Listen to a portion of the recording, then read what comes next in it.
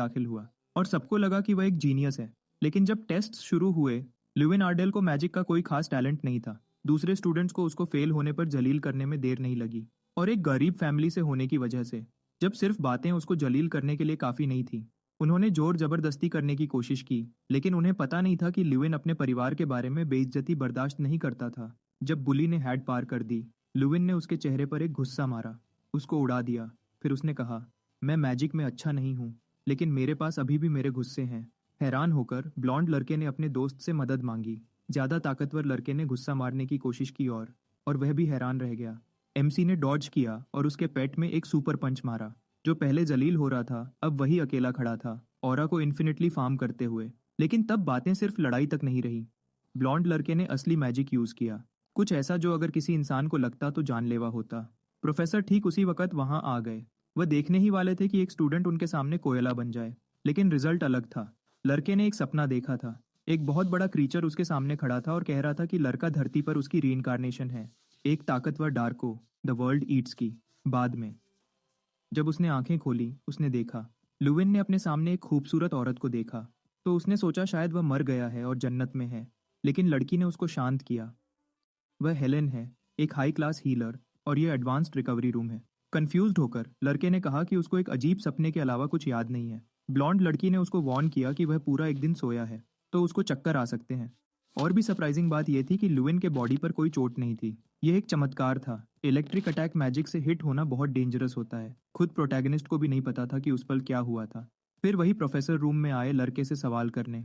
उन्होंने बताया कि वह 2 स्टूडेंट्स एकेडमी से निकल दिए गए हैं क्योंकि उन्होंने कॉम्बैट मैजिक फील्ड के बाहर यूज किया था, और बुलिंग की वजह से भी। यह सुनकर ल्यूविन ने माना कि उसने भी लड़कों को पीटा था और वह भी थोड़ा जिम्मेदार है। तो प्रोफेसर ने उसको सजा के तौर पर 1 महीने की वॉलंटियर सर्विस दी। कॉम्बैट प्रोफेसर हाइडल इन्फॉर्मेशन देने नहीं आए थे, बल्कि कुछ पूछने आए थे। अगर ल्यूविन के पास आर्टिफैक्ट है तो जाहिर है प्रोटैगनिस्ट को नहीं पता था कि वह आर्टिफैक्ट क्या था, और उसके पास कोई नहीं था। लेकिन प्रोफेसर ने हार नहीं मानी, क्योंकि उन्होंने अटैक के दौरान ल्यूविन के पूरे बॉडी को एक रेड एनर्जी से प्रोटेक्ट करते हुए देखा था। यह कुछ ऐसा था जो सिर्फ एक लेजेंडरी आर्टिफैक्ट ही कर सकता है। लेकिन क्योंकि लड़के को सच में नहीं पता था कि आर्टिफैक्ट क्या होता है, प्रोफेसर ने यह आइडिया छोड़ दिया। प्रोटैगनिस्ट को पहले वाला अजीब सपना याद आया। क्रीचर ने स्टेटस विंडो के बारे में कुछ कहा था। जब उसने वह शब्द दोहराए तो जादुई तरीके से ब्लू विंडो उसके सामने चमकी। ठीक उसी वक्त खूबसूरत हीलर रूम में वापस आई। एमसी पूरा घबरा गया और उसने पूछा कि क्या वह भी ये देख रही है। लड़की ने सिर्फ इतना कहा कि अगर उसको हेलुसिनेशंस हो रहे हैं तो यह एक प्रॉब्लम है। ऐसे में ल्यूविन ने माना कि यह सिर्फ एक मजाक था और वह कोई चमकती ब्लू विंडो नहीं देख रहा था। तो ब्लॉन्ड मेज ने उसको डॉम वापस जाने की परमिशन दे दी, क्योंकि वह ठीक था।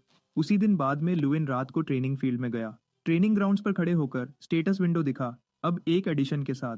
एक सिंपल क्वेस्ट जो रिपीटेबल कैटेगराइज किया गया था, अपनी डिटेल्स के साथ पॉप अप हुआ। अपनी स्लीव्स अप करते हुए ल्यूविन ने सोचा कि एक मेज के लिए फिजिकल ट्रेनिंग क्या करेगी। गहरी सांस लेते हुए उसने अपने शकों को इग्नोर करने का फैसला किया और ट्राई करने का सोचा। उसने अपनी ताकत टेस्ट करने के लिए हवा में एक घुस्सा मारा, फिर एक और घुस्सा मारा। जैसे ही क्वेस्ट काउंटर बढ़ा, संतुष्टि से मुस्कुराते हुए उसने नंबर्स को बढ़ते हुए देखा। ल्यूविन ने हवा में एक और घुस्सा मारा, लेकिन इस बार उसने एग्जीक्यूशन मिस कर दी। उसने रियलाइज किया कि छोटी से छोटी गलती भी ऑब्जेक्टिव में काउंट नहीं होगी। चांदनी रात और हवा में हाँफ कर, तेज सांस लेते हुए और पसीने में भीगा हुआ वह लगा रहा। काफी देर बाद यंग लड़का फाइनली कामयाब हुआ, अपना सर उठाते हुए एक छोटी सी संतुष्ट और विजयी मुस्कान के साथ। ट्रेनिंग के बाद खुद को साफ करते हुए स्टेटस विंडो पॉपअप हुआ उसको रिवॉर्ड के बारे में इन्फॉर्म करने के लिए। इससे पहले कि वह सच में समझ पाता कि वह क्या था, उसके अंदर कुछ बदल गया। उसने अपनी बाहों को घूरा, कुछ नया अपनी नस नस में दौड़ता हुआ महसूस कर रहा था। क्या था यह बिना समझे भी, अब उसको एक पक्का यकीन था, ल्यूविन अब और ताकतवर था। क्यूरियोसिटी में पड़कर यंग लड़के ने इस रिवॉर्ड को टेस्ट करने का फैसला किया। उसने हवा में पहले से भी ज्यादा ताकत से घुसा मारा, स्ट्रेंथ, स्पीड, यहाँ तक कि एयर रेजिस्टेंस। उसकी चेहरे पर मुस्कान फैल गई जब उसने देखा कि सब कुछ इंप्रूव हो गया है। होकर ल्यूविन इन अनलॉक्ड एबिलिटीज को डिस्कवर करने के लिए और भी उत्सुक हो गया। उसने स्टेटस विंडो समन किया और ज्यादा जानने के लिए। उसकी पहली अनलॉक्ड एबिलिटी का नाम सर्कल ऑफ स्ट्रेंथ था। प्रोटैगनिस्ट का एक्सप्रेशन पहले एम्बिगुअस था, लेकिन जल्दी ही उसको इसके इम्प्लीकेशन समझ में आ गए। मैजिक आर्ट्स के प्रैक्टिशनर्स अपने दिल के इर्द गिर्द माना सर्कल्स बनाते हैं, डेप्थ और कंट्रोल के हिसाब से। ल्यूविन अपने एज के दूसरे लोगों से 4 ज्यादा सर्कल्स के साथ पैदा हुआ था, लेकिन उसकी कंडीशन की वजह से वह इफेक्टिवली बेकार थे। लेकिन अब जो एबिलिटी उसने गेन की थी, उसके माना सर्कल्स गायब हो गए थे। उनकी जगह कुछ और था, कुछ और घूम रहा था। वह एहसास इतना अलग उसको दंग करने के लिए काफी था। लेकिन उसका दिमाग जल्दी ही इस सोच में पड़ गया कि इस बदलाव ने उसको क्या बना दिया है। उसको इस पॉसिबिलिटी से दुख हुआ कि शायद इसका मतलब उसके मेज बनने के फ्यूचर का अंत है। फिर भी उसने जल्दी ही खुद को समझाया कि अभी ऐसी बातें सोचना जल्दी होगा। उसने वही मैजिक इन्वोक किया जो हमेशा उसकी सबसे बड़ी फेलियर रही थी, एक फायरबॉल। वह उसकी कॉन्जुरेशन की स्पीड से इम्प्रेस हुआ, और जाहिर है जो बहुत ज्यादा ताकतवर एहसास इसने दिया। उस खाली ट्रेनिंग यार्ड में लुविन फाइनली आर्टिफैक्ट की पोटेंशियल और पावर समझ गया था। मैजिक के नेचर के हिसाब से इवोकेशन में आमतौर पर कम से कम 10 सेकंड लगते थे, लेकिन उस पल उसने उस रिक्वायरमेंट को बाईपास कर दिया था फायरबॉल बनाने के लिए। मैजिक को डिसमिस करते हुए और मुट्ठी भींचते हुए ल्यूविन अभी भी आर्टिफैक्ट की पावर से हैरान था। जब वह डिस्ट्रैक्टेड था, सिस्टम विंडो पॉपअप हुआ उसकी एक और एबिलिटी मैडनेस मेज को एक्सप्लेन करते हुए। इसने एक्सप्लेन किया कि अपने बॉडी पार्ट्स को मैजिक से इम्ब्यू करके वह वही प्रॉब्लम ओवरकम कर सकता है जिससे वह पहले जूझता था। इम्प्रेस्ड लुक के साथ यंग लड़के ने सोचा कि कोई ऐसी चीज कैसे कंसीव कर सकता है, लेकिन ल्यूविन के पास तारीफ करने का टाइम नहीं था। सिस्टम ने जल्दी ही एक और क्वेस्ट प्रेजेंट किया। यह सिंपल था, बस अपनी नई एबिलिटीज को एक फिजिकल टारगेट पर टेस्ट करना था। सोच में अपनी आंखें छोटी करते हुए यंग लड़के ने अपना इरादा मजबूत किया। उसने खुद को तैयार किया और तेजी से पास के स्ट्रॉ टारगेट्स में से एक पर घुसा मारा। जब उसने अटैक किया, उसने एक फायरबॉल कॉन्जर्ट किया, उसकी स्ट्राइक को उससे इम्ब्यू करते हुए। उसकी चेहरे पर एक संतुष्ट मुस्कान फैल गई जब उसने टेक्निक को पहली बार काम करते हुए देखा।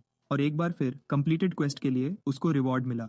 उसके बाद वह थक कर गिर गया, पूरी तरह से थका हुआ। उन सब इवेंट्स के बाद जमीन पर लेटा हुआ था। उसके चेहरे पर संतुष्टि नहीं बल्कि गहरी सोच दिख रही थी। फाइनली मैजिक अनलीश करने के बाद उसको क्यूरियोसिटी हुई कि ड्रेका सच में कैसा इंसान था, लेकिन थकान हावी हो गई और इससे पहले कि वह कुछ समझ पाता वह सो गया। उसको उसके क्लासमेट्स की फिक्रमंद आवाजों ने जगाया। लुविन ने धीरे से आंखें खोली और उठ गया, दूसरों को जो डर उसने दिया था उससे बेफिक्र। उसने ट्रेनिंग यार्ड के बीच में सो जाने की बात को टाल दिया। एक स्टूडेंट ने तो यह भी पूछा कि क्या उसने शराब पी रखी थी या कुछ और, लेकिन प्रोटैगनिस्ट ने सिर्फ इतना जवाब दिया कि वह सिर्फ थकान की वजह से सोया था, और फिर बिना कुछ कहे चला गया। पीछे एक अलग ही एहसास छोड़ गया कि यह वह ल्यूविन नहीं था जिसे वह जानते थे। पीछे मुड़कर उनमें से एक ने कुछ नोटिस किया। स्ट्रॉ डमीज में से एक पूरी तरह तबाह हो चुका था, राख से घिरा हुआ। अभी दिन की शुरुआत ही थी। हमारा हीरो अपने डॉर्म रूम वापस आया, सिर्फ अपने रूम के बेसमेंट में पाया गया। जेसन से मिला जो दांत ब्रश कर रहा था। जेसन ने पूछा कि क्या उसने रात बाहर गुजारी थी या कुछ और। उसकी टोन थोड़ी फिक्रमंद थी, फिर भी क्यूरियस। आखिर उस लड़के का एकेडमी से बाहर जाना रेयर था। ये मानते हुए कि प्रोटैगनिस्ट शायद किसी लड़की के साथ था, लुविन ने अपने दोस्त के मजाक को इग्नोर करते हुए अपनी जैकेट उस पर फेंक दी और शावर के लिए चला गया। फाइनली उसने अपनी ट्रेनिंग सेशन की सारी थकान धो दी। अपने आराम के पल का फायदा उठाते हुए लुविन ने नई क्वेस्ट चेक की जो आ चुकी थी। यह वही रिपीटेबल क्वेस्ट थी जिसका गोल डबल था, लेकिन रिवॉर्ड सेम था। यह देखकर कि बातें आसान नहीं होंगी, लड़का टब में और गहरा हो गया, चैलेंजेस को इग्नोर करते हुए, क्योंकि मेज बनने का यही मतलब था। ये सोचकर 1 महीना गुजर गया। वह डेली क्वेस्ट्स कंप्लीट करता रहा। उसने डिस्कवर किया कि अगर वह एक दिन भी मिस करता तो उसकी प्रोग्रेस रीसेट हो जाती थी, जिसने उसको बिना चूके डेली ट्रेन करने पर मजबूर किया। भले ही इसका मतलब लेग डे स्किप करना हो, भले ही यह एक मुश्किल डेली रूटीन मेंटेन करना हो। खुशकिस्मती से सिस्टम ने हर ट्रेनिंग सेशन में 3000 रेपिटेशन से ज्यादा नहीं किया, अपनी पोस्चर एडजस्ट करते हुए और फिनिश करने के लिए तैयार होते हुए। उसकी डेडिकेशन ने उसको पिछले महीने तक इस तेजी पर रखा था, और जाहिर है रास्ते में कुछ नए रिवॉर्ड्स भी मिले। अब उसके पास नई बॉडी आर्ट्स एबिलिटी थी। वक्त चलता रहा, जाहिर है ज्यादा बदलाव के बिना। शायद लुविन के लिए, लेकिन उसके क्लासमेट्स फुसफुसा रहे थे कि वह कितना अजीब बिहेव कर रहा था, जबकि वह क्लास में शांति से सोता रहता था।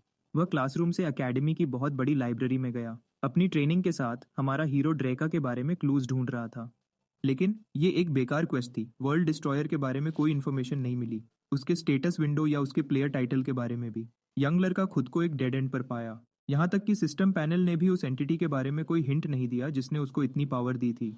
लेकिन लुविन के ख्यालों को जल्दी ही किसी ने उसका नाम पुकार कर टोका। जेसन ने पूछा कि क्या उसने खबर सुनी है, और जाहिर तौर पर निराश था जब यह साफ हो गया कि हमारा प्रोटैगनिस्ट अभी भी अनजान था। जवाब में यंग लड़के ने सिर्फ पूछा कि क्या बड़ा इवेंट हुआ है। वह दंग रह गया जब उसको पता चला कि इवेंट हाउस आर्डेल के हेड का विजिट था। उसका अपना बाप उससे मिलने आया था। लड़के को पूरी तरह शॉक में छोड़ गया। एक पल भी वेस्ट किए बिना यंग लड़का भागा। हाँफते हुए उसने अपने बाप को पुकारा, जो प्रोफेसर हाइडल के साथ शांति से बातें कर रहे थे। लुविन को देखकर गर्मी से मुस्कुराते हुए, और खुश थे कि वह वहां था। वह एक ज्यादा प्राइवेट जगह पर चले गए बातें करने। यंग लड़के ने तुरंत अपने बाप से पूछा कि उनकी जिंदगी कैसी चल रही है और क्या वह ठीक है। उसके बाद उसने अपनी बहन लुइना के बारे में पूछा, जो उसके लिए अभी भी मेहनत से तलवारबाजी की ट्रेनिंग कर रही थी। उसकी सिचुएशन पर अपडेट से शर्मिंदा होकर लड़का हंसा। कॉन्वर्सेशन का मूड बदलते हुए हमारा हीरो ज्यादा सीरियस टोन में बोला। अपने बाप की आंखों में गहरा देखते हुए उसने डिक्लेयर किया कि वह ठीक है, जिसने उसके बाप को टॉपिक के इस अचानक बदलाव से थोड़ा कंफ्यूज कर दिया। अपनी चाय की चुस्की लेते हुए उसके बाप ने उसके शब्दों पर गौर किया। कप नीचे रखते हुए उसके बाप ने बताया कि उनका आज का विजिट ये कंफर्म करना था कि क्या लुविन हार मानने का सोच रहा है। अगर बातें बहुत मुश्किल थी, अगर उसको ऐसी प्रॉब्लम्स फेस करनी पड़ रही थी जिनके बारे में वह बोल नहीं सकता था, तो उसके पास घर वापस आने की जगह हमेशा थी। अपने बाप की सीरियसनेस के जवाब में विजिट का रीजन दर्दनाक रूप से साफ हो गया। हमारे प्रोटैगनिस्ट ने फिर अपने बाप से एक पक्का वादा किया, अगले टेस्ट में वह एक्सीलेंट रिजल्ट्स अचीव करेगा, वरना उसके बाप उसकी किस्मत का फैसला अपनी मर्जी से कर सकते थे। वह बहुत दिनों से इंतजार किया हुआ दिन आ गया। एक प्रोफेसर ने अपनी बातों घुमाई, सबका ध्यान मांगते हुए। उसने स्ट्रेस किया कि मैजिक इंट्रोडक्शन एग्जाम के दिन जो कोई भी चीटिंग करते पकड़ा गया, उसको तुरंत फेल कर दिया जाएगा। नर्वस होकर हमारा प्रोटैगनिस्ट लुविन ने अपना एग्जाम शुरू किया, जो रिटन और प्रैक्टिकल सेक्शंस में डिवाइडेड था। प्रैक्टिकल एग्जाम को target practice, magic power measurement, live combat और वन ऑन वन ड्यूअल्स में बांटा गया था। अपने समनिंग डिसऑर्डर की वजह से मिकेल गैरी हिल हमेशा प्रैक्टिकल एग्जाम में बेस्ट रिजल्ट्स अचीव करता था, लेकिन लुविन को यकीन था कि इस बार बातें अलग होंगी। कॉन्फिडेंट था कि वह पहला स्थान हासिल करेगा। थियोरेटिकल एग्जाम्स के दिनों बाद प्रैक्टिकल्स फाइनली शुरू हुए। लुविन ख्यालों में खोया हुआ जेसन ने उसको पुकारा। उसके दोस्त ने रिमार्क किया कि वह अजीब बिहेव कर रहा था और पूछा कि क्या उसके पास आज के एग्जाम के लिए कोई प्लान है। लुविन ने जवाब दिया कि वह एक अलग मेथड ट्राई करेगा, जिससे जेसन ने और पूछा। लेकिन उनकी कॉन्वर्सेशन किसी और ने काट दी, जिसने पूछा कि लुविन यहाँ क्या कर रहा है। ये मिकेल है। और मुस्कुराते हुए उसने पूछा कि क्या लड़का सच में एग्जाम दे रहा है। लुविन ने जवाब दिया, यह तो जाहिर है कि वह दे रहा है, जिस पर मिकेल हंस पड़ा। लुविन के कंधे पर हाथ रखते हुए उसने कुछ एडवाइस दी उसको, जो उसकी तरह एग्जाम में 6 बार फेल हो चुका था, और ज्यादा खुद को जलील करने के बजाय उसको अभी हार मान लेनी चाहिए। सार्कास्टिक मुस्कान के साथ लुविन ने जवाब दिया कि यह एडवाइस ज्यादा हेल्पफुल नहीं लगती, लेकिन मिकेल इंसिस्ट करता है, कहता है कि उस डिसऑर्डर वाले को तो ट्राई भी नहीं करना चाहिए। फिर दांत पीसते हुए उसने लुविन को वन ऑन वन फाइट में कुचलने की कसम खाई। उसके थोड़ी देर बाद पहला एग्जाम शुरू हुआ, मल्टी टारगेट शूटिंग। ये टेस्ट मेजर करता है कि एक इंसान एक स्पेल से कितने टारगेट्स हिट कर सकता है। लेकिन इस साल एग्जाम मुश्किल है, टारगेट्स कॉन्स्टेंटली मूव कर रहे हैं। एक एक करके पार्टिसिपेंट्स को बुलाया गया और वह अपने मार्क्स हिट करने में स्ट्रगल करते रहे। इसकी वजह से एवरेज स्कोर्स बहुत खराब थे। कुछ स्टूडेंट्स मुश्किल से 3 टारगेट्स हिट कर पाए। ऑर्गेनाइजर्स स्टूडेंट्स के खराब परफॉर्मेंस पर अफसोस करते हैं, रियलाइज करते हुए कि इस साल की ग्रेजुएटिंग क्लास की क्वालिटी बहुत खराब है। लेकिन एक प्रोफेसर कहता है कि निराश होना अभी जल्दी है। प्रोफेसर एल्रिक अनाउंस करते हैं कि अब मिकेल की बारी है और सबको ध्यान देना चाहिए। धीरे से मिकेल टेस्टिंग एरिया के पास आया। दोनों हाथों से ब्लू फ्लेम मैजिक चैनल करते हुए वह तैयार है। उसके हाथों में आग बढ़ने लगी। साफ है कि वह कुछ बड़ा प्लान कर रहा है। शुरू करने का कमांड दिया गया। ब्लॉन्ड ने अपना मैजिक टारगेट्स की तरफ अनलीश किया, एक ही ब्लास्ट में मल्टीपल वुडन डमीज को हिट करते हुए, सारे स्पेक्टेटर्स को हैरान करते हुए। ऑर्गेनाइजर के रूम में मिकेल का घमंडी चाचा पूछा कि दूसरों ने क्या सोचा। मुस्कुराते हुए आदमी डिक्लेयर करता है कि मिकेल जरूर इस साल के फेस्टिवल का ग्रैंड रिप्रेजेंटेटिव बनेगा। लेकिन एक बूढ़ा आदमी जिसकी सफेद दाढ़ी और बाल थे, एल्रिक को चुप रहने को कहता है। वह आदमी टीरियन इग्नट है, जो कहता है कि उन्होंने इस साल के ग्रेजुएट्स को काफी देख लिया है। लेकिन प्रोफेसर हाइडल उनसे थोड़ी देर और देखने को कहते हैं, क्योंकि लुविन अगला है। ऐसे में यंग लड़के के जुनून को देखते हुए एल्डर ने थोड़ा और देखने का फैसला किया। कॉन्फिडेंट मुस्कान के साथ लुविन सोचता है कि यह उसकी ताकत टेस्ट करने का एक परफेक्ट मौका है। जैसे ही जज ने स्टार्ट का कमांड दिया, यंग लड़के ने अपने हाथ की हथेली में एक फायरबॉल चार्ज करना शुरू किया। उसके इर्द गिर्द सब कुछ आग से जलने लगा। प्रोफेसर्स लड़के की कास्टिंग स्पीड से दंग हैं, और स्टूडेंट्स भी उतने ही हैरान हैं। मिकेल मुस्कुराता है और अपने क्लासमेट्स को कहता है कि लुविन अपने इवोकेशन डिसऑर्डर के साथ टारगेट्स को हिट नहीं कर पाएगा, और जबकि वह प्रोटैगनिस्ट को बेकार कचरा बुलाने में बिजी है, जो कुछ नहीं कर सकता। लुविन पहले ही अपनी एबिलिटीज को यूज कर रहा है टाइम मैनिपुलेट करने और अपनी स्पीड को अब्सर्ड लेवल्स तक बढ़ाने के लिए। यह उसकी टेम्पोरल रिफ्रैक्शन एबिलिटी है, जो उसको 30 सेकंड्स तक इनक्रेडिबल स्पीड्स पर मूव करने की परमिशन देती है, किसी भी लोकेशन तक पहुंचने के लिए। दूसरे शब्दों में लुविन अब सच में आग का एक जबरदस्त तूफान है। पूरा एरिया आग और चिंगारियों में डूबा हुआ है। ऊपर से प्रोफेसर्स और ऑर्गेनाइजर्स सब कुछ गहराई से देख रहे हैं, और स्टूडेंट्स भी पूरी तरह शॉक्ड लग रहे हैं, क्योंकि पूरी कॉन्फिडेंस और एक्सप्लोसिव एफर्ट के साथ लुविन ने ये कर दिखाया। वुडन टारगेट्स टुकड़े टुकड़े हो गए हैं। एक सरप्राइज जज अनाउंस करता है कि लुविन ने 27 टारगेट्स हिट किए। स्टूडेंट्स के बीच फुसफुसाहट फैल गई जो मुश्किल से अपनी आंखों पर यकीन कर पा रहे थे। ऑर्गेनाइजर के रूम से तालियां गूंज उठी, यहाँ तक कि मिस्टर इग्नाट भी प्रोटैगनिस्ट की तारीफ करने के लिए खड़े हो गए और कुछ स्टूडेंट्स उसकी इम्प्रेसिव परफॉर्मेंस का जश्न मनाने लगे। गुस्से से भरा हुआ मिक्केल सोचता है कि लुविन ने यह करिश्मा कैसे किया। लुविन को अब सबसे तालियां और पहचान मिल रही है, कुछ ऐसा जो उसको पिछले 6 सालों में कभी नहीं मिला था। दूसरी तरफ लुविन को एक गर्मा गर्म संतुष्टि महसूस होती है, कुछ ऐसा जिसकी उसने हमेशा ख्वाहिश की थी। प्रोफेसर एल्रिक यकीन नहीं कर पा रहे थे, क्लेम करते हुए कि उन्होंने कभी किसी को मैजिक कॉन्जर करते और टारगेट्स हिट करते सिमल्टेनियसली नहीं देखा। प्रोफेसर हाइडल जवाब देते हैं, कहते हैं कि मैजिक का रियल्म लिमिटलेस है और इन्फिनिट पॉसिबिलिटीज से भरा हुआ है। वह ऐड करते हैं कि अगर सब कुछ एक्सपेक्ट के हिसाब से होता तो वह मैजिक नहीं बल्कि मैथमेटिक्स होता। एल्रिक बहस करता रहता है, लेकिन मिस्टर इग्नट अपना हाथ उठाते हैं। वह डिक्लेयर करते हैं कि आज उन्होंने एक स्टूडेंट द्वारा बनाया गया मैजिक का एक फ्लॉलेस चमत्कार देखा। लेकिन लगता है कुछ प्रोफेसर्स की अलग ओपिनियन है। मिकेल का चाचा गुस्से में है, सोचता है कि ल्यूविन ने बहुत बड़ा हंगामा खड़ा कर दिया है। इधर जेसन प्रोटैगनिस्ट की गर्दन पकड़कर चिल्लाता है, आर्च में जा रहा है। अब ल्यूविन बहुत पॉपुलर है और सारे स्टूडेंट्स जमा हो जाते हैं उसके बारे में और जानने के लिए क्यूरियस। लेकिन यंग लड़के को सिचुएशन अजीब लगती है। कल तक तो वह सिर्फ एक अकेला नोबडी था, सब कुछ अचानक बदल गया और उसको पता है कि अभी भी बहुत लोग हैं जो उसको नापसंद करते हैं। लेकिन अपने रूम तक पहुंचते ही मिकेल उसका इंतजार कर रहा है। सीरियस एक्सप्रेशन के साथ लुविन पूछा, तुम किसी और के रूम में क्या कर रहे हो? ब्लॉन्ड लड़का कहता है कि वह उसको वार्न करने आया था कि कुछ पॉइंट्स मिलने पर इतना मत इतराओ जो मैजिक भी नहीं है। लुविन फिर जवाब देता है, क्या तुम सिर्फ एक हारे हुए खिलाड़ी नहीं हो? यह मिकेल को गुस्सा दिला देता है, जो लुविन का कॉलर नफरत से पकड़ लेता है। शांति से लुविन बस अपने प्रोवोकेटर का हाथ पकड़ लेता है। मिकेल को तुरंत एक अजीब एहसास होता है और वह अपनी हाथ को हैरानी से देखता है। समझ नहीं पा रहा था कि इतनी ताकत कहाँ से आई। ब्लॉन्ड लड़का सोचता है कि यह कैसे हो सकता है। मिकेल के और पास जाकर लिविन कहता है, हम 1-on-1 फाइट कर सकते हैं। एक झटके से मिकेल लिविन के हाथ से अपना हाथ छुड़ाने में कामयाब हो जाता है। वह पूछा, क्या तुम्हें सच में लगता है कि तुम मुझसे लड़ने के लिए क्वालिफाइड हो, यह देखते हुए कि पिछले कुछ सालों में तुमने सिर्फ कम स्कोर्स हासिल किए हैं? सीरियस नजर के साथ लिविन जवाब देता है, तुम्हें बस इंतजार करना होगा और देखना होगा कि मैं हूं या नहीं। रूम से निकलते हुए मिकेल ऑर्डर देता है, अगला एग्जाम फेल मत करना लिविन। वह निकलता है, उसका दिल गुस्से से भरा हुआ। यकीन था कि लिविन आज का प्रैक्टिकल एग्जाम जरूर फेल करेगा। फिर मिकेल को अपनी जेब में रखी हाथ पर दबाव का दर्द महसूस होता है। उससे फिर से देखकर वह सोचता है कि क्या लिविन सच में एक मेज है। दिन धूप वाला है और आसमान में कुछ बादल हैं।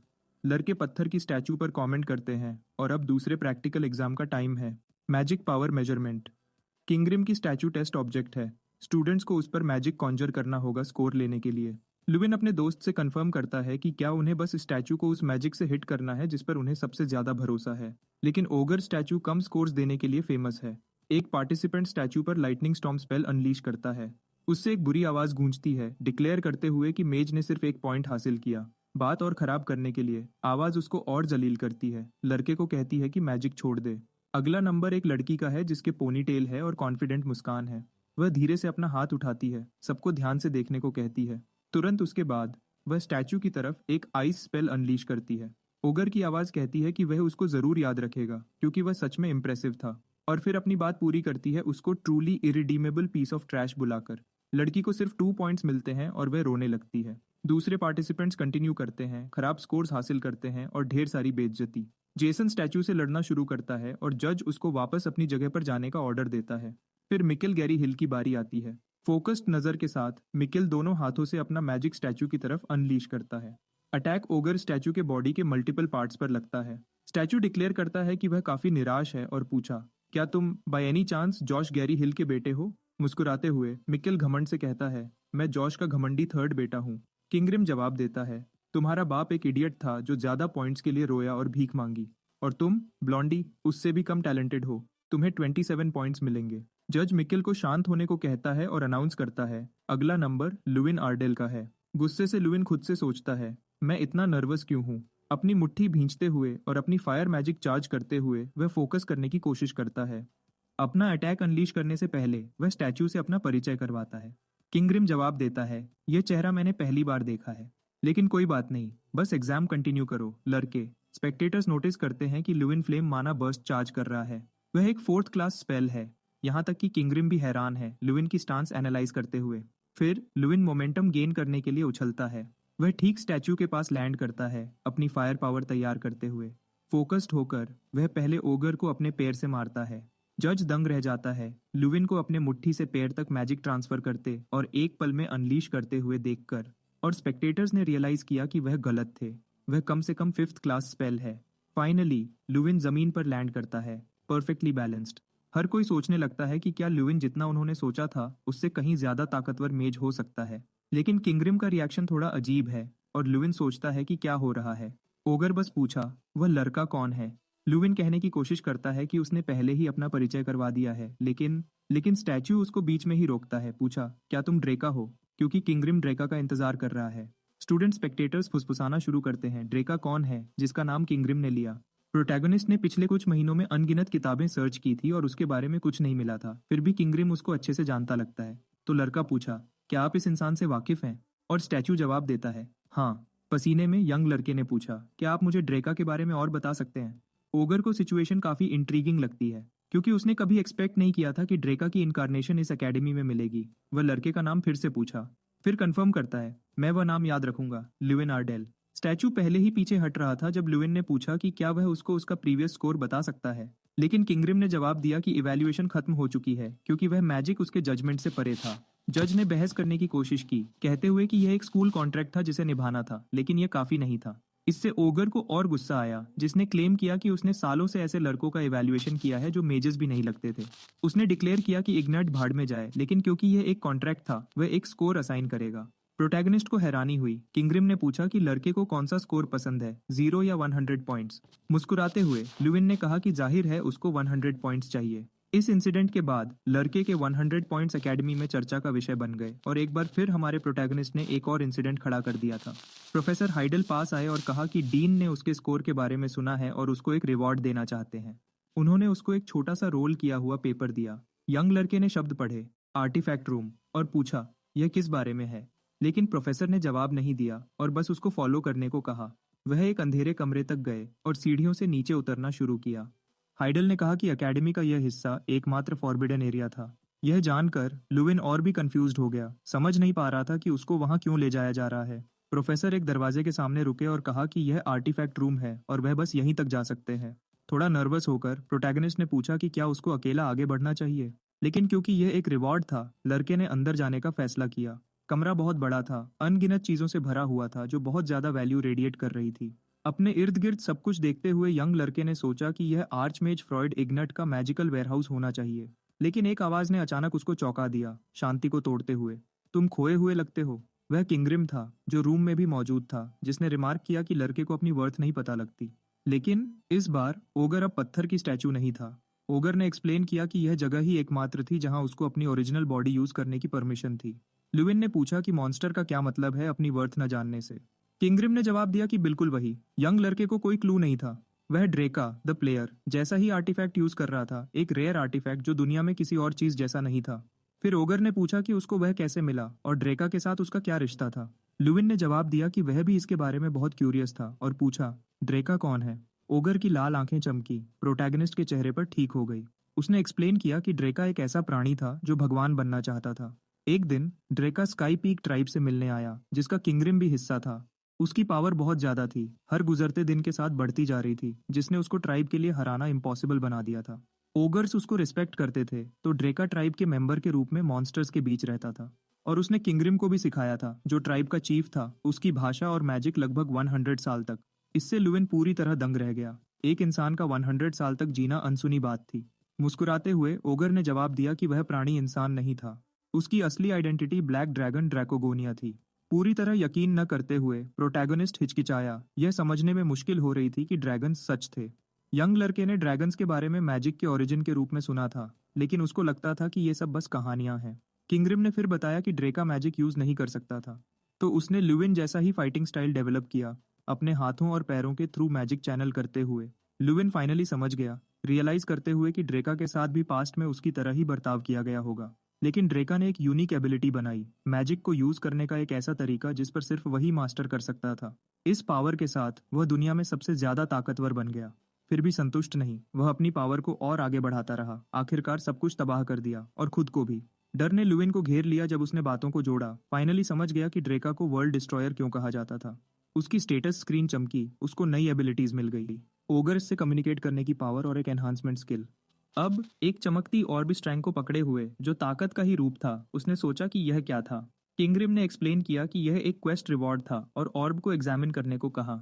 ध्यान से देखने के बाद ओगर ने कंफर्म किया, यह स्ट्रैंग है, ये कोई आइटम नहीं है, ये एक इनकारनेशन है। लुविन ने ऑब्जेक्ट को कस के पकड़ा हुआ था, अभी भी उसका पर्पस पूरी तरह समझ नहीं पा रहा था। ओगर ने ऐड किया कि इसकी करंट स्टेट को देखते हुए ड्राका ने इसको मारने पर इस स्पिरिट स्टोन में सील कर दिया होगा। यह प्राणी, एक अजीब पर्सनालिटी वाला स्पिरिट, ने इन्फिनिट पावर का वादा किया अगर लुविन उसकी डिजायर्स को सेटिस्फाई करता। संक्षिप्त में, उस ऑर्ब से एक इनकारनेशन पैदा होगा। अचानक पत्थर क्रैक होने लगा और चमकने लगा, फिर टूट गया। वह एक छोटे क्रीचर में बदल गया, इतना छोटा कि उसके हथेली में समा जाए, एक छोटा ब्राउन बेयर कब। अपनी आंखें मलते हुए छोटा क्रीचर शिकायत करने लगा, उस बच्चे ने मुझे बेयर कहा। लुविन समझ नहीं पा रहा था कि एक बेयर उसकी भाषा कैसे बोल सकता है। अपनी क्यूट सी छोटी पंजा उसकी तरफ करते हुए गुस्से वाले क्रीचर ने ऑर्डर दिया, मुझे बेयर की तरह ट्रीट करना बंद करो। लुविन दंग था, छोटे बेयर की शिकायतों का जवाब नहीं दे पा रहा था। अपनी पंजे कमर पर रखते हुए क्रीचर ने डिक्लेयर किया, मैं बेयर नहीं हूँ। तो लुविन ने पूछा, तो तुम क्या हो? छोटे बेयर ने जवाब दिया, मैं एक इनकारनेशन हूँ, मैं जो चाहे वह बन सकता हूँ। एक बगावती लुक के साथ उसने अनाउंस किया, मैं तुम्हें अपनी पावर दिखाऊंगा। लुविन की आंखें इंतजार में बड़ी हो गईं। उसके तेज एफर्ट्स के बावजूद इनकारनेशन के बॉडी पर कुछ नहीं हुआ, दंग रह गया। क्रीचर ने सोचा, मेरी पावर कहाँ गई? उसने सोचा कि शायद ये इसलिए है क्योंकि वह खाली पेट रीइंकारनेटेड हुआ है। फिर खाना मांगा।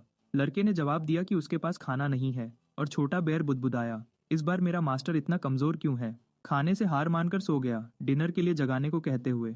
किंगरिम ने पल को टोका, रिमार्क करते हुए, इतने सालों बाद भी उसकी पर्सनालिटी बिल्कुल नहीं बदली। स्ट्रैंग के बगल में लड़के को देखते हुए किंगरिम ने पुराने वक्त को याद किया। इसने स्ट्रैंग और ड्रेका की यादें ताजा कर दी, जिन्हें उसने अपने पुराने होम टाउन में फेस किया था। अब ओगर ने लुविन से पूछा, तुम क्या करने का इरादा रखते हो? जो पावर तुम्हारे पास है वह तुम्हें ताकतवर बनाएगी, लेकिन उसके बाद तुम क्या करोगे?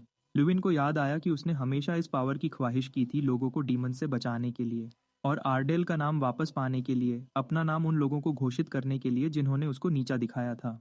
सोचने पर लड़के ने समझा कि उसके पास बहुत कुछ था बचाने के लिए, इस मौके को छोड़ने के लिए।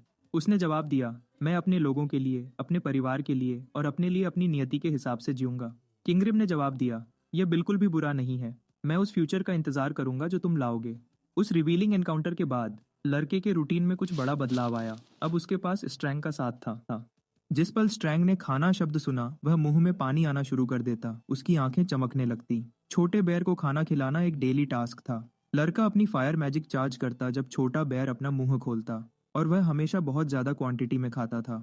खाने के बाद वह अपनी पंजा अपनी गर्दन पर रगड़ता, पूरी तरह संतुष्ट। जो खाना ल्यूविन खाता था वह रॉ पावर थी जो उसको अपनी मिशन से मिलती थी। स्ट्रैंग की यूनिक एबिलिटी ने हीरो की ग्रोथ को सुपरचार्ज किया, जो बहुत यूजफुल साबित हुई। जैसे ही छोटा बेयर इवॉल्व हुआ, जो बोनस पावर ल्यूविन को मिली वह स्काई रॉकेट हो गई। एक बार जब वह 31 स्टार्स पर पहुंच गया तो लुविन 3100 स्ट्रेंथ विल्ड करेगा। 1000 से भी कम के साथ उसको पहले ही पावर का एक बहुत बड़ा सर्ज महसूस हो रहा था। ज्यादा तेजी से इवॉल्व होने के लिए लुविन ने स्ट्रैंग पर जोर डाला, पूछा कि ड्रेका ने इतनी ज्यादा ताकत कैसे हासिल की थी। स्ट्रैंग, हमेशा प्रोवोकेटर, मुस्कुराया। अगर तुम सीक्रेट जानना चाहते हो हीरो, मुझे एक ग्लास पानी ला कर दो। लुविन की नजर ठंडी हो गई। तुम्हें मुझे बताने की जरूरत नहीं बेर, वह गुर्राया। अगर तुम भूखे रहने के शौकीन हो तो पावर के अनगिनत रास्ते थे। टफर मिशंस टैकल करना, स्ट्रेंथ बढ़ाने वाले आइटम्स बनाना या पुराने आर्टिफैक्ट्स ढूंढना, यहाँ तक कि एक ओगर के टेंडन को उबालकर भी एक पोटेंट एलिक्सर बनाया जा सकता था। लेकिन ये मेथड्स अभी उसकी पहुंच से बहुत दूर थे, कम से कम 1000 स्ट्रेंथ की डिमांड करते थे। तो अपनी नई मिली पावर के बावजूद लुविन को एहसास हुआ कि वह अभी भी सिर्फ शुरुआत ही कर रहा था। लुविन ने लगातार ट्रेनिंग की, दिन ब दिन, जब तक उसकी स्ट्रेंथ 930 नहीं हो गई। तभी तीसरा रॉयल कॉम्बैट एग्जाम शुरू हुआ। वह इस दिन का बेसब्री से इंतजार कर रहा था। यह एग्जाम प्राइमरीली एक मेज की रिस्क मैनेजमेंट स्किल्स को टेस्ट करता था। जेसन ने अपनी बारी शुरू की, एक दहकती फायरबॉल अनलीश करते हुए। लेकिन एक पल की लापरवाही ने उसके नाइट एलाइज को ऑलमोस्ट जला दिया, और बस ऐसे ही वह डिस्क्वालीफाई हो गया। फुलग्रेन नाइट्स ने पार्टिसिपेट किया, स्टूडेंट सेफ्टी और सिनर्जी टेस्टिंग इंश्योर करते हुए। एग्जाम 10 मुश्किल दिनों तक चला। पार्टिसिपेंट्स को उनके स्कोर्स के हिसाब से अलग अलग मॉन्स्टर्स के खिलाफ लड़ना पड़ा। दिन हफ्ते में बदल गए, और आखिरी दिन उत्सुकता छाई हुई थी। हर कोई सोच रहा था कि कौन सा भयानक चैलेंज उनका इंतजार कर रहा है। एक गरजती हुई आवाज हवा में फैल गई। एक ह्यूज ऑग गरजते हुए बाहर निकला, उसके ताकतवर मसल्स फड़क रहे थे। यह अग्रेसिव बीस्ट्स इंसानों से बड़े और उन्हीं जैसी इंटेलिजेंस वाले कॉन्टिनेंट के हर कोने में घूमते थे। स्टूडेंट्स डर से कांप गए। एक ठंडक भरी सोच गूंज रही थी, क्या सच में कोई ऑर्क अटैक से मर सकता है? लेकिन प्रोफेसर हाइडल आगे बढ़े। उनकी मौजूदगी घबराहट के बीच एक शांत करने वाली ताकत थी। टेस्ट के बीच में ऑर्क ने छलांग लगाई। उसकी आंखों में शुद्ध नफरत चमक रही थी। फ्रंटलाइन शील्ड बेरर्स तैयार थे, उसके जंगली हमलों को डिफ्लेक्ट करते हुए। मिकेल, जो अभी एग्जाम दे रहा था, अपना मैजिक चैनल करना शुरू किया। अपनी बाहें फैलाकर उसने एक आइस एरो अनलीश किया, लेकिन हैरतअंगेज एजिलिटी के साथ ऑर्क ने डॉज किया। उसने तुरंत डिस्टेंस कवर कर ली, सीधा ब्लॉन्ड स्टूडेंट की तरफ चार्ज करते हुए हमला करने को तैयार।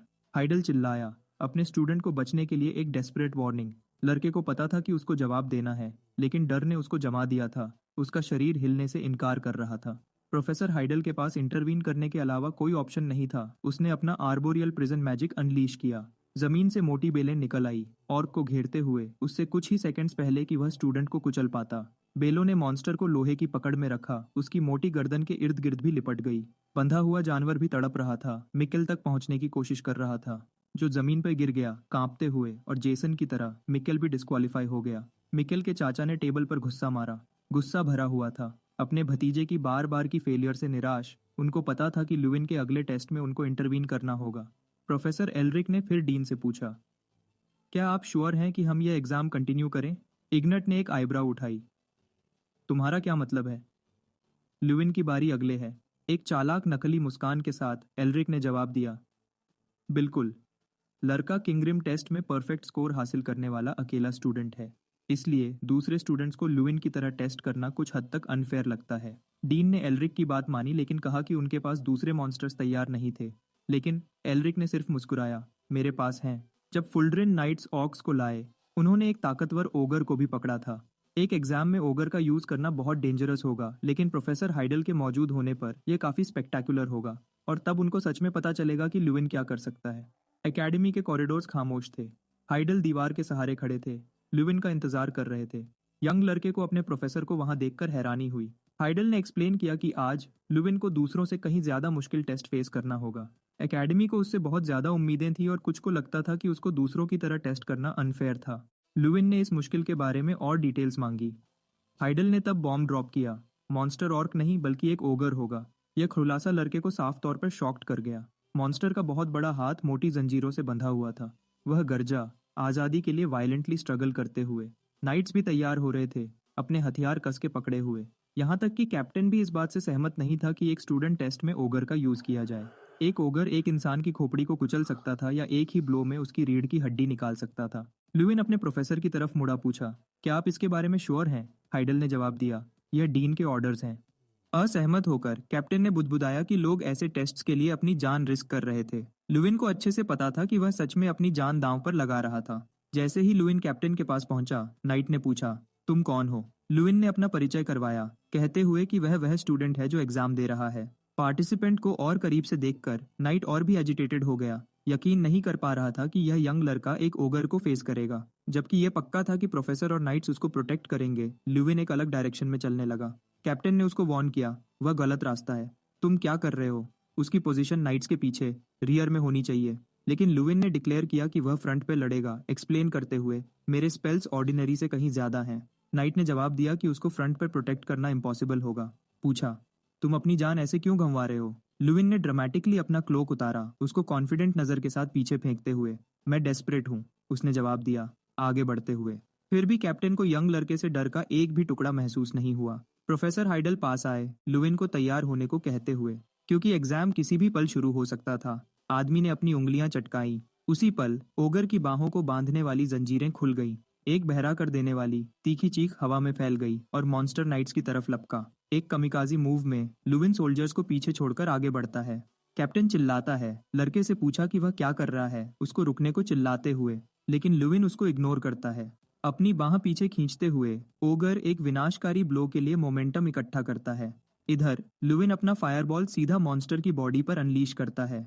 उनके गुस्से टकराए, एक ऐसा इम्पैक्ट बनाते हुए जिसने पूरे एरिया को रोशन कर दिया। जैसे ही आग भड़कती है और हर जगह फैलती है, सोल्जर सिर्फ हेल्पलेस देख सकते हैं। कैप्टन रियलाइज करता है कि लड़के ने उस क्रिटिकल सिचुएशन में शॉर्ट रेंज स्पेल यूज किया था।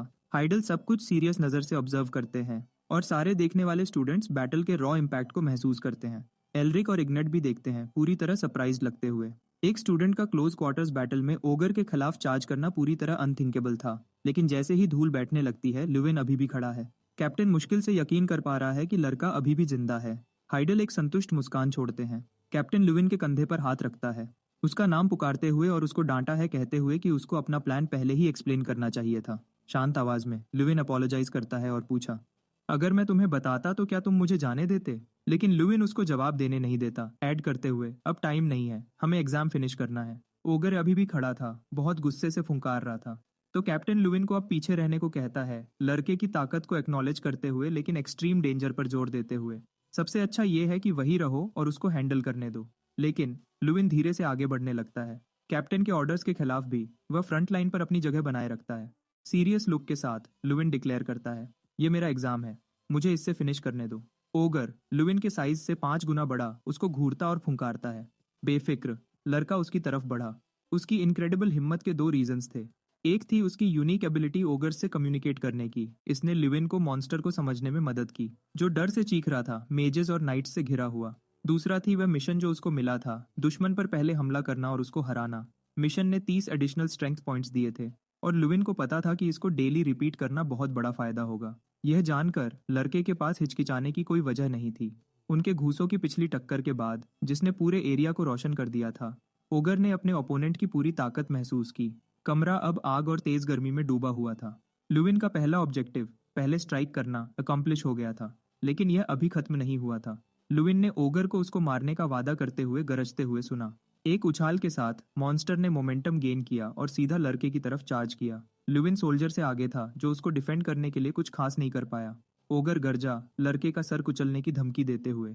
जैसे ही उसने मारा, उसका ब्लो जमीन पर लगा। लुविन इतना तेज था कि बच गया। बचकर हीरो को पता था कि उसको अपने ओपोनेंट के कमजोर पॉइंट्स ढूंढने होंगे, तो उसने अपनी टेम्परल रिफ्रैक्शन एबिलिटी यूज करने का फैसला किया। कैप्टन लड़के को इतनी तेजी से मूव करते देखकर दंग था। लुविन को पता था कि उसको पास आना है।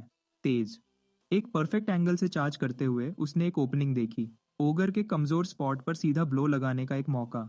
इधर नाइट्स बैटल देख रहे थे, सबके सब लड़के की हिम्मत से हैरान थे। स्टूडेंट्स भी देखते थे, उसके बारे में कुछ अलग महसूस करते थे। लुविन के एफर्ट्स के बावजूद ओगर ने पलटवार किया। विशाल मॉन्स्टर ने गुस्सा घुमाया, अपनी बहुत बड़ी हाथ से ब्लो अनलीश किया, अपनी पूरी ताकत से मारते हुए। लेकिन लुविन खुद को डिफेंड करने में कामयाब रहा, दुश्मन के गुस्से को घुटने से मारकर डिफ्लेक्ट करते हुए। फिर भी ओगर ने लुविन का दूसरा पैर पकड़ लिया, बिना किसी एफर्ट के उसको फेंक दिया। हवा में उड़ते हुए लड़के ने अपना बैलेंस रिगेन करने की कोशिश की, एक पास की दीवार को यूज करके खुद को थ्रो के बीच में रोकने के लिए। लेकिन कुछ ने उसको हैरान कर दिया जैसे ही वह लैंड किया। ओगर ने इंतजार नहीं किया, तुरंत एक और गुस्सा मारा जिसने लुविन के पीछे की दीवार को तोड़ दिया। हमेशा की तरह एजाइल, लुविन डॉज किया, अपने दुश्मन के पीछे फिर से दिखाई दिया। नफरत भरी आवाज में ओगर गुर्राया, तुम्हारा वह छोटा सा चूहा।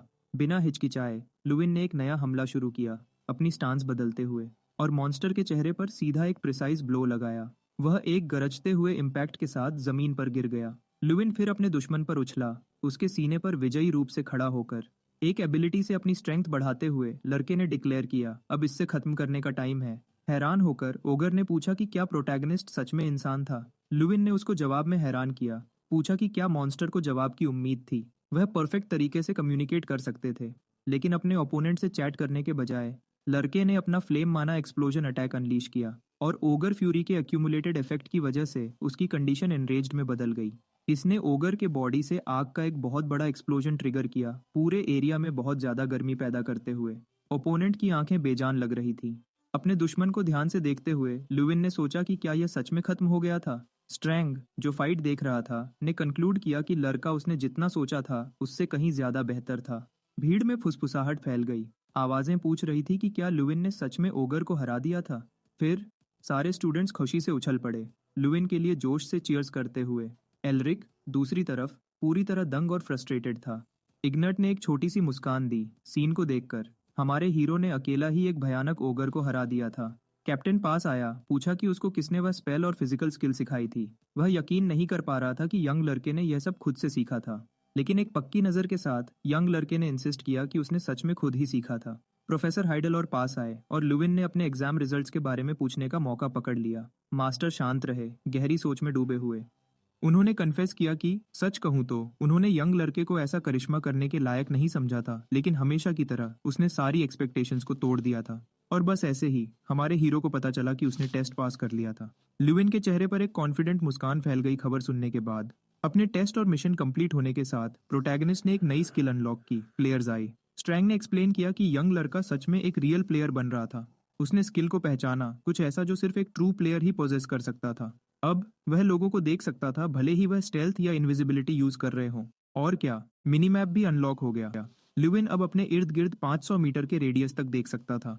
वह एक टारगेट का स्टेटस भी देख सकता था और सरप्राइजेस आते ही जा रहे थे। स्ट्रैंग ने ल्यूविन को ओगर को देखने और स्किल एक्टिवेट करने को कहा। ल्यूविन ने वही किया जो उसको कहा गया था और एक स्टेटस विंडो पॉपअप हुआ। अब वह टारगेट की सारी क्रूशियल इन्फॉर्मेशन देख सकता था। ल्यूविन ने फिर प्रोफेसर हाइडल की इन्फॉर्मेशन पढ़ने की कोशिश की, लेकिन वह नहीं कर पाया। यह इसलिए था क्योंकि इन्फॉर्मेशन लिमिटेड थी। वह अपने से सिग्निफिकेंटली हायर लेवल के टारगेट्स का डेटा नहीं देख सकता था। जैसे ही वह ताकतवर होगा, अवेलेबल इन्फॉर्मेशन भी बढ़ती जाएगी। ल्यूविन मुस्कुराया, महसूस करते हुए कि यह इनक्रेडिबली यूजफुल हो सकता है। एग्जाम के बाद ल्यूविन द्वारा एक ओगर को हराने की अफवाहें तेजी से फैलने लगी। जेसन ने ल्यूविन से पूछा कि उसको कैसा लग रहा है यह जानकर कि सब उसके बारे में बात कर रहे हैं। लेकिन एक यंग औरत पास आई, दोस्त की कॉन्वर्सेशन को टोकती हुई। एक मीठी आवाज के साथ लड़की ने पूछा, क्या आप सीनियर ल्यूविन हैं? दूसरी लड़कियां फिर आगे आई, गिफ्ट्स और स्नैक्स ल्यूविन के लिए पकड़े हुए। उन्हें देने के बाद वह शर्माते हुए भाग गई। गिफ्ट्स को इग्नोर करते हुए ल्यूविन ने जेसन से पूछा कि क्या उसको वह चाहिए। ब्लॉन्ड की आंखें भड़क गईं और उसने अपने दोस्त को डांटा, इसको पूरी तरह बेइज्जती डिक्लेयर करते हुए। जबकि जेसन रोने लगा, ल्यूविन ने अपना स्टेटस चेक किया और देखा कि उसके दोस्त में हाई पोटेंशियल है। और पिछले कुछ दिनों से ये ल्यूविन की मेन एक्टिविटी थी, सबके एट्रीब्यूट्स ऑब्जर्व करना। पूरी तरह सब्जेक्ट बदलते हुए ल्यूविन ने जेसन को और मेहनत करने को कहा। उसको यकीन दिलाया कि वह अगला एग्जाम एस करेगा। उसने अपने दोस्त को एक्सप्लेन किया कि उसकी स्किल्स एक्सेलेंट हैं और उसको बस और कॉन्फिडेंस चाहिए। जोश में आकर ब्लॉन्ड ने अगले एग्जाम के लिए अपना गोल डिक्लेयर किया, टॉप 10 में आना। लेकिन फिर उसने माना कि कभी कभी वह भी कुछ बातों पर यकीन नहीं कर पाता था। जैसे लगता था कि ल्यूविन वही इंसान नहीं था जो पिछले 6 सालों से था। ल्यूविन ने ऊपर देखा, उस एहसास को परफेक्ट तरीके से समझते हुए, क्योंकि उसको भी वैसा ही महसूस नहीं हो रहा था। प्लस हाल ही में उसके इर्द गिर्द अजीब अफवाहें फैल रही थी। अफवाहें कि वह मिकेल को पीछे छोड़कर एकेडमी का स्पीकर और रिप्रेजेंटेटिव बनेगा।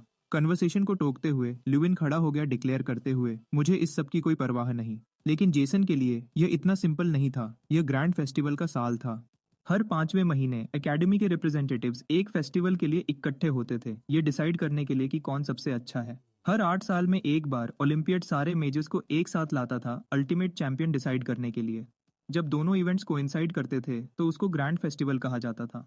इसका मतलब था कि फेस्टिवल में सबसे रिनाउंड एकेडमीज के टॉप स्टूडेंट्स दिखाए जाते थे। विनर को सिर्फ पैसे ही नहीं बल्कि बहुत बड़े प्रिविलेजेस भी मिलते थे, जिसकी वजह से यह बहुत कॉम्पिटिटिव था। सारे स्टूडेंट्स उत्सुकता से भरे हुए थे, सोच रहे थे कि इस साल का रिप्रेजेंटेटिव कौन होगा। डिनर के दौरान जेसन ने कॉन्फिडेंटली कहा कि यह जरूर ल्यूविन होगा, क्योंकि वही अकेला था जिसने किंगरिम के खिलाफ परफेक्ट 100 स्कोर किया था।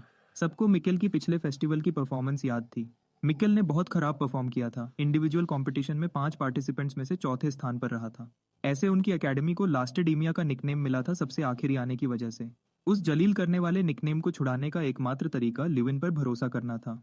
सीरियसली, ल्यूविन ने जवाब दिया, एग्जाम्स अभी खत्म नहीं हुए हैं तो कॉन्फिडेंट होना अभी जल्दी है। आखिर में फेस्टिवल के लिए चुना गया पार्टिसिपेंट टेस्ट रिजल्ट्स और टीचर रिकमेंडेशंस पर बेस्ड था, और उसके 1-on-1 टेस्ट अगेंस्ट मिकेल बहुत पास आ रहा था, तो ल्यूविन को पता था कि उसको पूरी तरह फोकस्ड रहना होगा। कॉम्बैट टेस्ट के 4 दिन गुजर गए। ल्यूविन ने अरीना में लगातार ट्रेनिंग की, एक सिग्निफिकेंट लीप लेते हुए। वह फाइनली स्ट्रेंथ में 1000 पॉइंट मार्क तक पहुंच गया। स्ट्रैंग, छोटा बेयर, बहुत खनुश था और पूछा कि क्या अब लेवल अप करने का टाइम आ गया है। जैसे ही ल्यूविन तैयार हुआ, एक नोटिफिकेशन विंडो पॉपअप हुआ। रेपिटेशन क्वेस्ट लेवल 2 तक इवॉल्व हो चुका था। छोटा बेयर उसके कंधे पर उछला, अपनी फायरी एनर्जी रेडिएट करते हुए। रेपिटेशन क्वेस्ट्स की मुश्किल डबल हो गई थी, लेकिन उनके रिवॉर्ड्स ट्रिपल हो गए थे। फिर स्ट्रैंग ने मैजिकल एनर्जी अब्सॉर्ब की। ल्यूविन अपने बॉडी में एनर्जी को बढ़ते हुए महसूस कर सकता था। ऐसी बहुत ज्यादा ताकत पूरे एरिया को रोशन करने लगी। यहाँ तक कि ल्यूविन खुद भी हैरान था। उसने नोटिस किया कि छोटे बेयर के बॉडी से निकलने वाली आग और ज्यादा ताकतवर हो रही थी। उसकी आंखें बड़ी हो गईं, सोच रहा था कि इस इनक्रेडिबल डेवलपमेंट का क्या मतलब हो सकता है। इधर प्रोफेसर एल्रिक गहरी सोच में डूबे हुए थे। ल्यूविन द्वारा ओगर को खत्म करने की इमेज उनके दिमाग में रिप्ले हो रही थी। उन्होंने सोचा कि क्या प्रोटैगनिस्ट मिकेल का सामना कर सकता था और जीत सकता था, लेकिन फिर भी उनको लगता था कि जीत की संभावना बहुत कम थी। अगर ऐसा होता तो ल्यूविन एकेडमी का टॉप स्टूडेंट स्पॉट क्लेम कर लेता। एल्रिक के लिए यह अनथिंकेबल था। गैरी हिल फैमिली को पिनेकल पर ही रहना था। लुविन द्वारा स्ट्रैंग की मैजिक एनर्जी अब्सॉर्ब करने के बाद छोटा बेयर रैंक 2 तक पहुंच गया। रिवॉर्ड के रूप में लुविन को एडिशनल 200 स्ट्रेंथ पॉइंट्स भेजे गए। यंग लड़के ने बेयर के पास जाकर रिमार्क किया कि वह काफी इवॉल्व हो गया लगता है, और उसकी वजह से प्रोटैगनिस्ट की स्ट्रेंथ तेजी से 1200 तक पहुंच गई थी। एक घमंडी मुस्कान के साथ स्ट्रैंग ने जवाब दिया कि क्वेस्ट डिफिकल्टी और उसके रिवॉर्ड्स भी बढ़ गए थे। लुविन ने अपनी नोटिफिकेशन स्क्रीन चेक करना शुरू किया और रियलाइज किया कि यह सच था। क्योंकि वह पहले ही एडवांस डिफिकल्टी पर ट्रेनिंग कर रहा था तो यह ज़्यादा चैलेंजिंग नहीं होगा। लेकिन एक सवाल उठा और यंग लड़के ने पूछा कि रियल कॉम्बैट ट्रेनिंग में क्या होता है। स्ट्रैंग ने उसको याद दिलाया कि जब वह पहली बार मिले थे उसने कहा था कि वह कुछ भी बन सकता है। अब से छोटा बेयर जो चाहे वह ट्रांसफॉर्म हो सकता था, भले ही अभी कुछ लिमिट्स थे। यहाँ तक कि वह रैंक 5 पर पहुंचने के बाद ह्यूमन फॉर्म भी ले पाएगा। एक चालाक मुस्कान के साथ क्रीचर ने पूछा कि क्या लड़का उसके ट्रांसफॉर्मेशंस का डेमोन्स्ट्रेशन देखना चाहता है। फिर स्ट्रैंग का बॉडी बदलने लगा। एक घूमता हुआ वॉर्टेक्स उसके पहले छोटे और नाजुक रूप को घेर लिया। वॉर्टेक्स बड़ा हो गया और अब छोटा बेयर एक डरावने स्केयरक्रो का रूप ले लिया। इससे लुविन ज्यादा इंप्रेस नहीं हुआ लगता था, जिसने बस इतना कहा कि यह मेरी एक्सपेक्टेशन से अलग है। लेकिन जैसे ही उसने यंग लड़के पर हमला किया, स्केयरक्रो ने वार्न किया कि उसको अंडर एस्टिमेट करना स्मार्ट नहीं है, ऐड करते हुए कि वह ड्रैका की ट्रेनिंग के वक्त बहुत यूजफुल था। इसका मतलब था कि स्ट्रैंग अब क्वेस्ट्स के लिए ट्रेनिंग डमी होगा। तो दोनों को हर दिन कॉम्बैट ट्रेन करना होगा। क्योंकि वह अभी ज्यादा इवॉल्व नहीं था, स्ट्रैंग एक थर्ड क्लास मेज के बराबर था। लेकिन एक बार जब उसने अपनी पूरी पावर रिकवर कर ली तो कुछ भी पॉसिबल होगा। अगर लुविन चाहता तो वह ड्रैगन या डीमन में भी ट्रांसफॉर्म हो सकता था। लुविन ने रिक्वेस्ट किया कि वह तुरंत ट्रेनिंग शुरू करे। स्ट्रैंग अपने मेज फॉर्म में। छोटे बेयर की आंखें चमकी और उसने हंसी छोड़ दी, एक्सेप्ट करते हुए।